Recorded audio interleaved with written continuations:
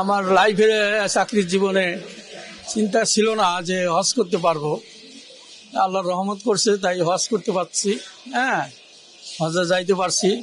এটা আল্লাহর বিশেষ রহমত এবং কুদরতি পাওয়ার শক্তি। এটা না থাকলে সম্ভব না।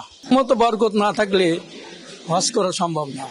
কারণ একটা দুটো টাকা না, প্রায় 7 লক্ষ টাকা। কোনো সমস্যা এখন পর্যন্ত হয় নাই। আর এরপরে হবে কিনা সেটা আল্লাহই ভালো জানেন। একটু অস্থিরতা ভাব থাকে যে আমি কখন যাই, আল্লাহর ওই ঘরগুলি, আল্লাহ রসুলের দরজা মোবারক জিয়ারত করি। এই জন্য একটা সবচেয়ে বেশি অস্থিরতা লাগতেছে।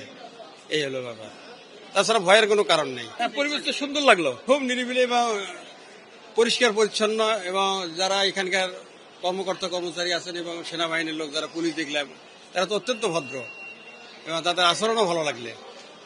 হ্যাঁ, খুবই ভালো লাগছে। আল্লাহর ঘরে যাইতেছি, খুব ভালো লাগতেছে। আর ওখানকার কাজগুলো যেন ভালোভাবে করতে পারি। 23 সাল থেকে নিয়ত করছি যে আমরা 25 সালে যাব। 25-এ আল্লাহ কবুল করছে, এখন আমরা যাচ্ছি। আমি খুবই খুশি এবং খুবই আনন্দিত, যাতে আমি আমার কাজগুলো সম্পন্ন করতে পারি। এইটাই আমি আল্লাহর কাছে সাহস চাইছি এবং আল্লাহ যেন কবুল করে। আর আমার কিছু নেই সওয়াব। আর আমি যে গোনা করছি, আমার জন্য মাপ চাবো, আমার এলাকার জন্য মাপ চাবো, আমার আত্মীয়ের জন্য মাপ চাবো, আমার পাড়া প্রতিবেশী এবং সারা বাংলাদেশের মুসলিম এবং সারা বিশ্বের মুসলিমদের জন্য আমি দোয়া করব। আমরা তো এখন এইমাত্র ঢুকলাম। ফ্লাইট আমাদের 1 তারিখ 5:35, 1 মে 5:35। আমাদের এখানে 2 দিন অবস্থান করতে হবে হজ করতে।